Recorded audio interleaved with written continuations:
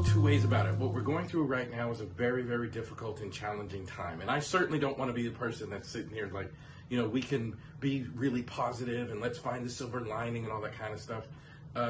Some problems you just can't positive away. They're just real and they're just there. Having said that, there really is an important lesson related to solution-focused brief therapy that we can learn here. And I think we need to really pay attention and pick something up. And I want to share with you what that one thing is about this approach.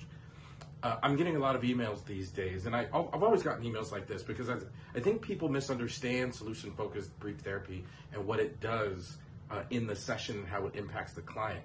And but now with things we're going through, I'm getting a ton more of emails like this. People asking, I'm seeing a client that's really struggling with the stress and anxiety and all the things associated with these uncertain times. So how do you help a client who's dealing with situations related to COVID-19 and the virus spread?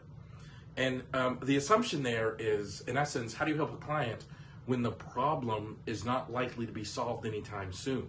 So if I'm losing my marbles because I'm stuck in my home and I'm really anxious about jobs and all that kind of stuff, how do we help a client who's dealing with those things? And that's a really, really important question.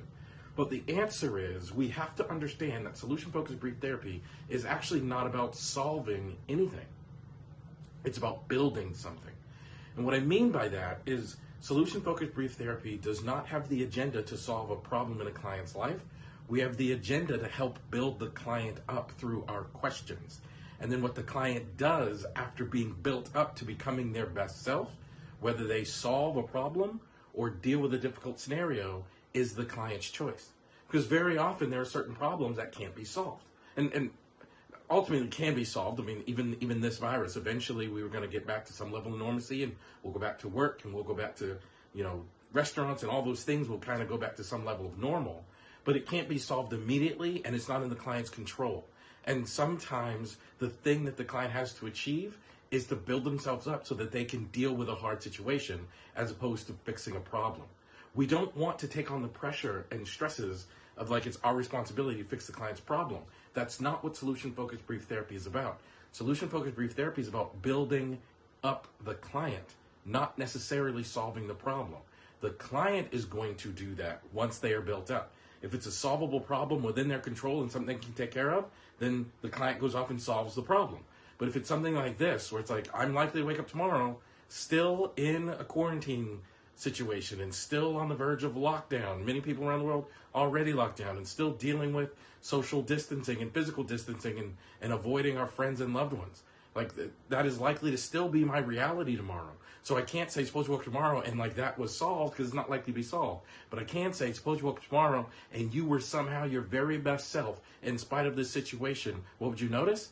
Questions like that help the client become more resilient, more focused, more strong, more their best selves, so they can deal with a hard situation, even if it is not going to solve the problem immediately. So we got to remember that solution-focused brief therapy is not about removing a problem. It's about building a champion, right? It's about helping someone become their best self, which is inherently more resilient and strong and capable. And that's the purpose of this approach. So thank you for watching this video. Please like, share, subscribe this video. If you're on my YouTube channel, hit the subscribe button. Don't forget to hit the bell so you get a notification every time I release a new video. And I'm home now, stuck in one place, so I'm making more video, more content. Hopefully you're enjoying it.